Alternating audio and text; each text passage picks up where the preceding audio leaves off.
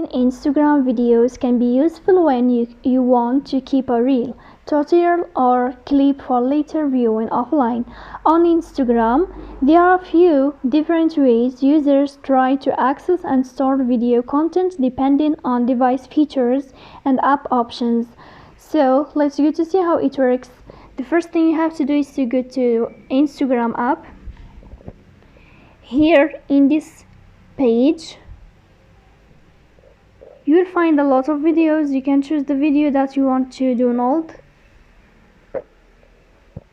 Here, for example, you can scrolling down until you find your video. For example, you can choose this one. You can click here on this sign of sharing like this.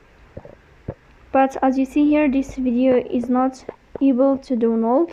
You can try another one like this one here. As you see, if you click, you will find this list, and here you will find the feature of download. So you tap here to download your video in that way. So this is how it works. If you are enjoying watching this video, and if this video is helpful for you, don't forget to press the bell icon and subscribe.